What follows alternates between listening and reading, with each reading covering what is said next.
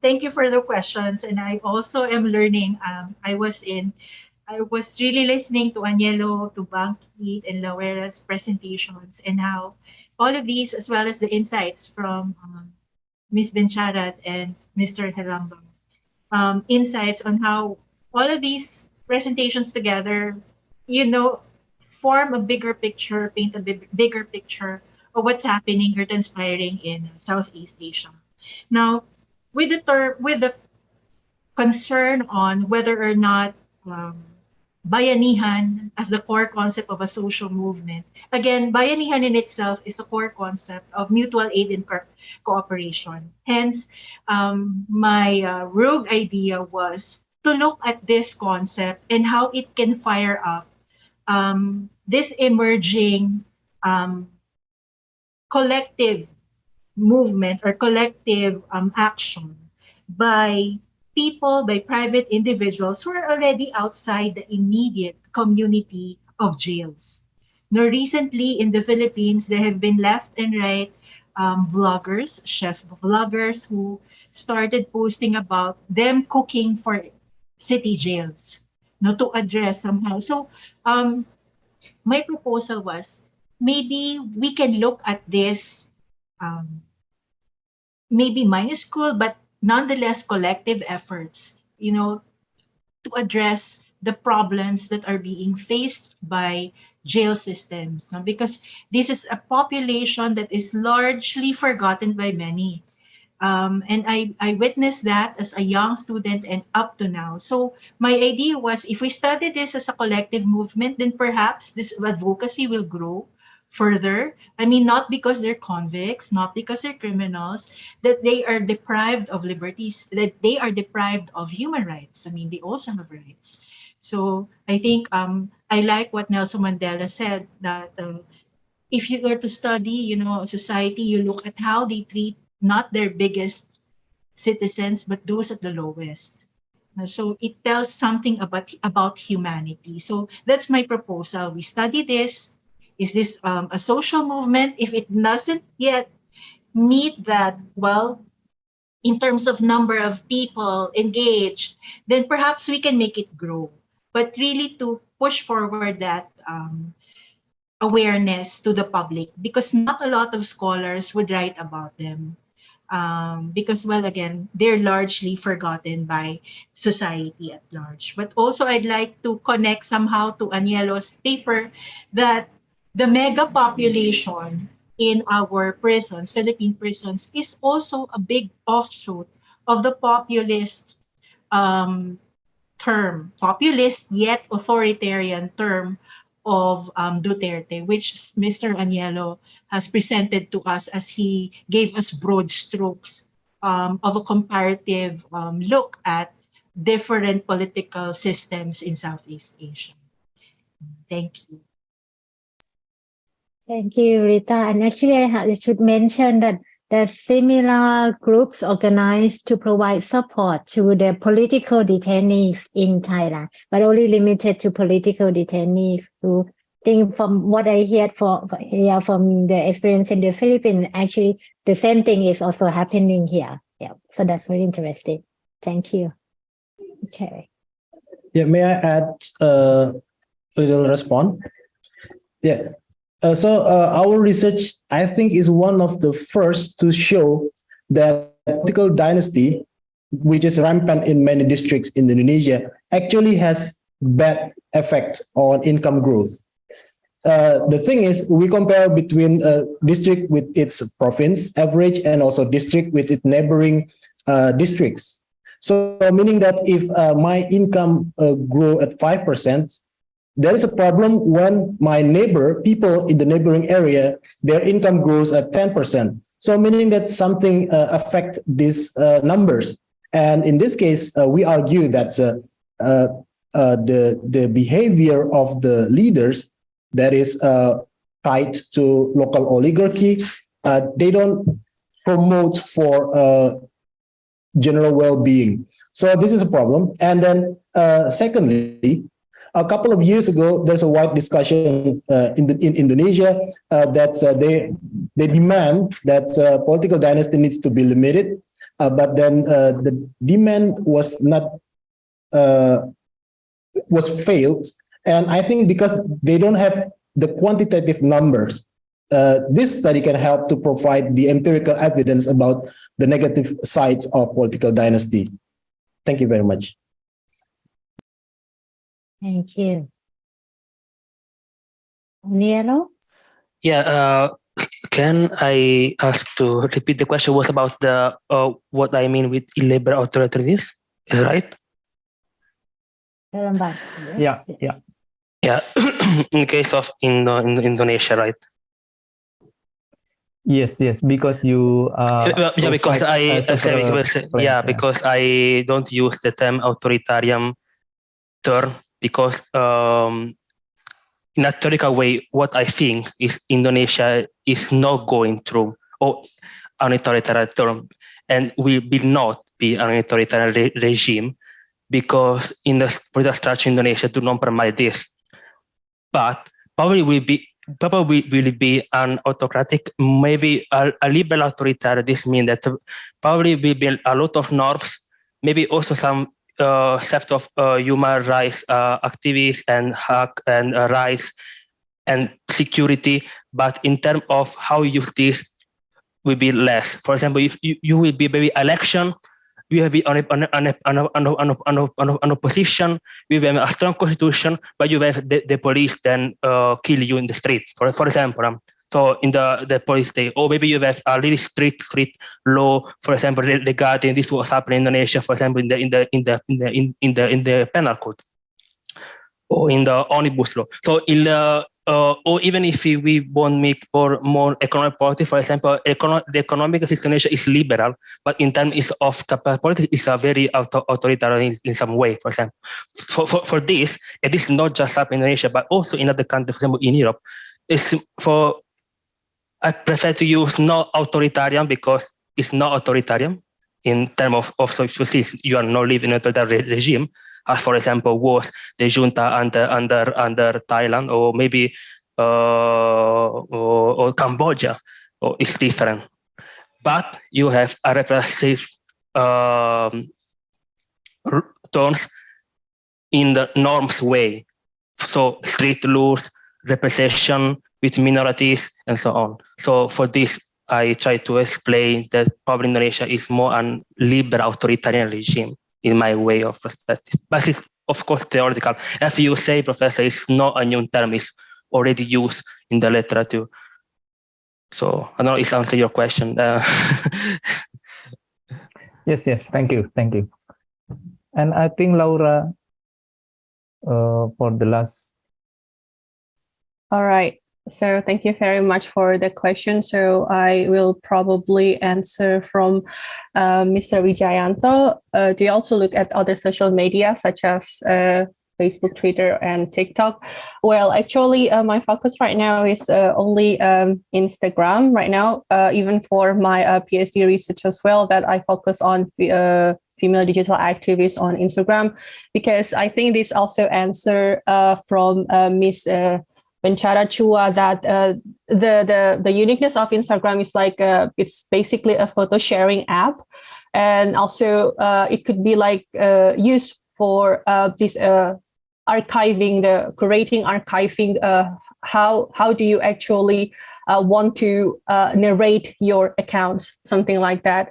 And basically, I think that right now, but I guess probably this is my own personal opinion, but I read it somewhere in an article that Instagram and also TikTok right now are possibly dominated by the younger generations. Like they slowly leave like Facebook, I guess. But I think that right now, the younger generation than me, for sure, they are much more interested on TikTok. But I don't know, in the next, 10 years or 15 years, there will be changes. Probably Instagram will be left only for this particular generation or not. But this Instagram, I guess that this is easier for us, for this media researcher to, for example, to analyze this visual and also this discourse narrative of one account. for example. And yeah, I'm not familiarized with the research on TikTok, but I also read like several articles that slowly like these media researchers are much more concerned, or like their focus right now is like changing to TikTok, because I guess like there is still like a few research that discuss about TikTok. And what tool you use for this research? Well, actually for my PhD research, I will use this NVivo to curate all these social media. Like you can also use this as screen grabber for this Instagram, but I guess that this NVivo, you can use it also for this Twitter research, and also Facebook, and also I'm not so sure about TikTok, but I know that you can create or collect data from Instagram, Twitter, and also Facebook. And can you advise us some interesting Instagram? Well, actually you can, Instagram is really nice, how to say, let's say like really nice to allure you to follow like other similar interesting. So you just like follow like, for example, like BAMC official or any other, for example, accounts from like a specific student organization, and they will give you like some suggestions that other accounts that you should follow. That's why I want to implement this rhizome del squattari for this multiplicity on media ecology. Yeah, so thank you. Yeah, thank you for a brief response. And now I open to the floor if any questions. I saw questions, yeah, from Gabriel and also from Pak Mikdad. Gabriel already asked and answered already. Perhaps you will say something or asking something, Gabriel. No, it was already responded by Banky on the chat. Okay. And the next one. Sorry to interrupt you. But finally, we don't know what to think about this participation of women. Maybe Banky could add it further, but yeah, it probably requests more qualitative research to know what is behind the representation of women in this dynastic modes of politics. You see, it's almost half of the people are women, so it's interesting. And 2 are among the worst, and 2 are among the best or the less worst in terms of what they can bring in, for income growth. So, what can we conclude from that? Yeah, without qualitative research, maybe not many, but it's a first step, and it's very interesting to have the figures. So, thank you for this research. It's excellent. Thank you, Gabriel. Welcome. Yeah, okay. And Pak Mikdad, before Pak Wijayanto, ya, Mas Wija. Pak Mikdad or Bung Mikdad. I just read the questions for Laura, actually. What tool do you use for this research? Using what method, and what is the error percentage? Please explain how to see it. You can direct response. I think it's answered. Yeah, you used NVivo, right, Laura? Yes. Oh, like sorry. It's very qualitative. Yeah, I don't try. I haven't tried the quantitative yet, so I'm not so sure about this error percentage. But NVivo is basically for this qualitative analysis. Yeah, just okay. like go from curating the archiving something. Yeah. Good. Now, Pak Wija, please. Yeah, thank you, Mas Herlambang. So first of all, I would like to say thanks to all the presenters for the wonderful presentation. But maybe I will comment to Laura, because it's also my field of interest, yeah, about media. So I think Instagram is also a very interesting platform, yeah, for research. However, if we talk about social movement in Indonesia, and also the quantity of the users in Indonesia, we know that the most users are Facebook user, and then I guess Twitter. Yeah. I don't know whether Twitter number 2 or 3, but Twitter is, I guess, the most noisy in Indonesia. And you can say that it may be also the most influential. And the reason is because a lot of, I guess, many journalistic content, they got it from Twitter, So it's very powerful at making a narrative. Yeah. So I guess if you want to enrich your research, maybe comparing with other social media platform will be a good idea, such as Twitter, because I guess the young generation, they're also there too, besides in Instagram. That's based on my research on cyber troops and social movement, and also in my experience in our research about the conversation on gender norms in social media, the Twitter is more dynamics, but indeed some civil society organization, they prefer campaign more in Instagram because precisely the same reason, because Instagram is less noisy. Maybe Mas Lambang use Instagram a lot because it's less noisy there, yeah. But in the Twitter, a lot of trolls there, and also fake account. That's part of the reasons why it's very noisy. But it also source of conversation and discourse in a wider audience, like in journalism as well. So just to give you some ideas, and maybe starting from now, because you're first year PhD candidate, right? So I think it's not too late to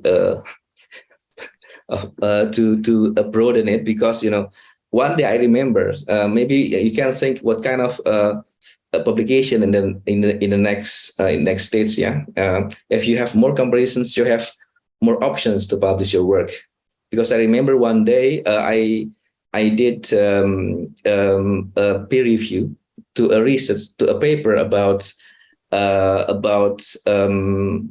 Chinese sentiment to Chinese, yeah, in Indonesia, and using Instagram. Precisely the suggestion from other viewers and from me as well is to compare it, because Instagram, we will talk about how much the influence of Instagram with only for instance 1,000 users, right? Twitter can have 100,000 users, and also the influence of Instagram itself to other media like mainstream media. I guess for that paper I give a go after the answer of the student is or the writer was I focus only on Instagram, but it seems like the other reviewer didn't accept that the paper didn't appear in the journal. So just to give you an idea, I don't know whether this kind of question is raised as well in conference, but I just want to share, because we are peer and friend. We also built friendship here. Thank you. Thank you, Mas Widya. Any other questions before presenters would respond? Yeah, please, Gabriel. Sorry to monopolize, but if there are other questions, I will be pleased to give the no, just before heading to Bankit, I wanted to react and do you have any idea of what it means in terms of sociology, the difference between Twitter, Instagram, and Facebook? From a very external point of view, I feel like Facebook was still like here I am with my community, and everyone was very sharing and collaborating to your own profile. So it was quite collective work, even if it was already heading toward kind of individualization and fragmentation of the social relationship.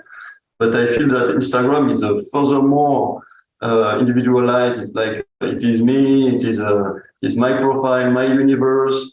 So I don't know, but maybe you know something about the literature, the analytical and sociological literature about what it means to be on Instagram and to be on Facebook. The question is a bit to Laura, but maybe there are other specialists here also to react. Okay, any other questions? if not, then I just want to ask to Rita, just brief question so you can respond it later on. Rita mentioned that because of structural advocacy, they got a formal response from the government. And I'm wondering what are actually enable factor from this case, why the government provide formal responses. Perhaps you can share, is it a successful story in this regard, or any specific reason why they did that? So yes, sir. Sorry. Yes, sir. Please continue. Yes. Okay, you start first. Okay. It was really the formal responses during the pandemic was really born out of clamor from family members and from groups, because it was at that point that there was a crisscross of community lockdowns, and it's like the whole world was on a shutdown. But then again, as I mentioned earlier, justice still has to move. And of course, even the prisoners themselves started a clamor, and then the jail community, the officers themselves, and even the warden advocated for special means by which, there would still be access to justicial processes, and that there will still be access to operational resources, because, well, the prisoners would die. I mean, from physical, mental health issues, as well as, when suddenly everything cuts off, it was as if they were in a little island all by themselves with hardly any resources. So the first line of clamoring so that there will be formal responses or formal methods coming from the government was really from the prisoners themselves, and aided by the wardens, the jail officers, and then their families. To some extent, to a little extent, there was some letting go of ill prisoners and those with low risk. So, to a very little extent, the jails were decongested. So we can look at that as a success, rather than having no response at all from the government. But it's only now I started this study last year, and I had very little um, access to the official records. It was really until my key informant vouched for me. It was so difficult. But our conversations got bigger and bigger, and I told her, "Ma'am, I want to write about the jails again." And I did this as a very young scholar in the Manila City Jail. So then I said I wanted to raise awareness, even if it's during the pandemic, where people are really, more about themselves and the rest of the society. But I said I'll start planting the seeds yet again. And I was happy to see that people with having no connection at all to jails, like vloggers, started these mini projects that, of course, they use social media, they use media. That's why I also wanted to connect this with Miss Laura's study. So they popularized what they did, feeding the prisoners. There's even a Netflix documentary that came out of it. So in that respect, sir, Mr. Alambang, I would say that there is some success, but there is a big space and the room for more overhaul, or for more modernization and more engagement from the society at large. I hope I was able to answer. Thank you for letting me ramble on. Can I Thank you respond so much. briefly to Yeah, be Gabriel? free, please. Okay. Yes, Gabriel, I think I agree with you. Maybe the number of actors or musicians in local politics has been decreasing in numbers. But in this case, we specifically choose political dynasty. They can also be artists if it happened to be an artist. But we specifically choose the case where the guy or the person running for as the mayor or district head rather than the vice district. Many of the artists musicians, they get the position as the vice, and not as the head of districts.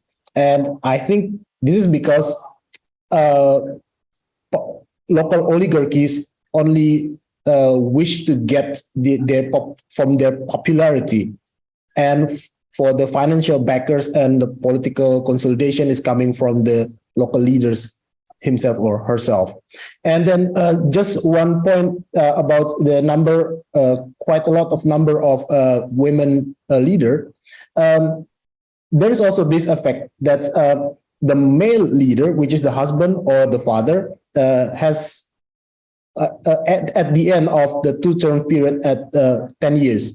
So to extend their powers, he lets the wife running as a district head, and also or the daughter in case of West Kalimantan in Landak district.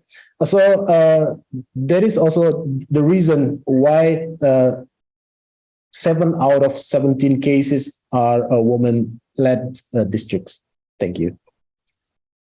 Thank you very much. I think we had very interesting discussion, and then we have only 10 minutes left.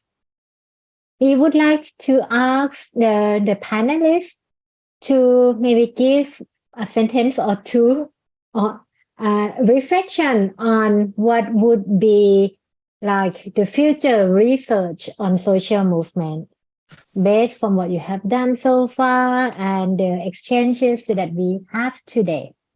Sorry, What do you see? can I ask first the question Oh, by yes, sorry. Gabriel? I think Yes, the yes. first one, if he asked about if I have been a field work research interview, no, because I was unable to. Gabriel asked if I have been some interview or field work at the moment. No, so there is no data from interview in the research, because I was approached some movement student, but actually I was fair to, because I have no center behind me, I have no ethical permission.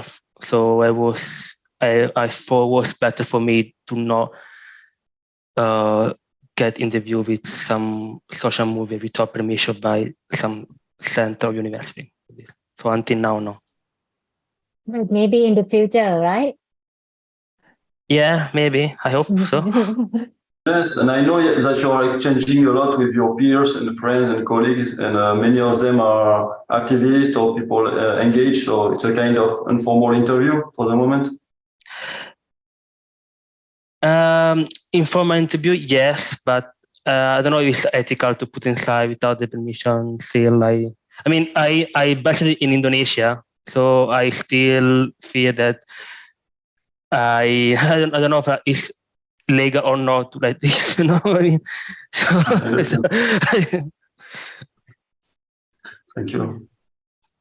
Thank you. Okay, now let's wrap up this session. A quick reflection from the panelists on the future research of social movement. Any, just one or two sentences each. What do you see on does it change the way you do research? Laura. Okay, thank you very much. So first of all, I would like to say thanks to Mr. Wijayanto and Mr. Gabriel for the nice suggestions. Well, actually, I agree with Mr. Wijayanto that Twitter is very noisy and Instagram is probably like less noisy. And I think that if we want to, this is my personal opinion, but I think that I need to read more, I suppose, that it's easier to, like, for example, because my focus right now, like for my PhD research, is actually comparing Twitter and Instagram. But the thing is that when I try to, for example, like create or curate with this visual analysis as well, it's easier to take a look like from the Instagram. And I agree with the Gabriel's opinion about this personalization of the account. Well, I guess that the thing is that when sometimes like one specific account on Instagram, this account is not available on Facebook and on Twitter as well. So, but I guess that like for my personal research about like female digital activists, that mostly because I plan to do some kind of like interviews with quite many female activists, I would say, and then also I will take a look at their personal accounts, which mostly, if they're activists, like mostly they don't really like protect their accounts mostly. But the thing is that because it's still like I think in my opinion, because this research is about like involving like human, so I need to ask like their permissions, for example, like if I could conduct interview, and also if I could put their opinions without like being anonymously on my research. So I would ask them like first, I guess. But very, very thankful for the suggestions for all of the participants and the questions as well. Thank you. Thank you. Rita. Okay, just a quick, maybe there is a need to expand our conceptualization of what social movement to keep with the times, because as with the presentations of Anielo, Laura, Sir Bankit, there's really, with technology, more and more technology emerge, and then there is now a shifting of political and social engagements that likewise emerge. So I think we take into consideration all of the papers presented in this panel and start redefining what's social movement, what's political engagement, and what's social engagement. Okay, thank you. I learned so much from the panel and from the comments of Ms. Bencharat, Mr. Lambang, Mr. Vidya, and also Gabriel. Thank you to co-speakers. It's a very enriching day. Thank you so much.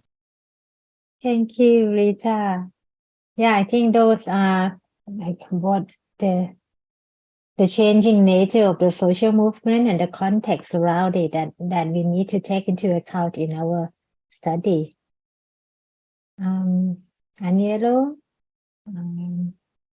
Bankit, any reflection on the future of the social movement research? And also Lambang, you can also come in. For the future, sorry, for the future of our research, the input from Gabriel is very important. We'll extend using qualitative data, but also we want to do the econometric side because we use quantitative but simplified, and we don't know the statistical significance of each of the table that we present. So next research will try to cover that. Thank you. Yes, first of all, thank you. It was really a really wonderful experience, and for the future, personally, I will take the suggest by Professor Fakar maybe to put some interview, some data, more qualitative data in my research. Usually, I'm really personally, all of my works are from not from interview. So I really like to make critical work. So this maybe is my pointless in my work, but I think also that for social movement in the future, maybe especially from Asian perspective, South Asia, should we start to think a new theoretical on social movement, starting from social Southeast Asia point of view, which will be very, very interesting. And maybe also it's the time to make a new theory and think about new social movement in practice. Thank you. Thank you.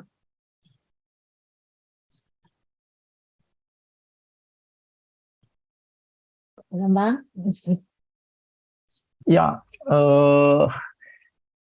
Any other? We still have 2 minutes left. If not, then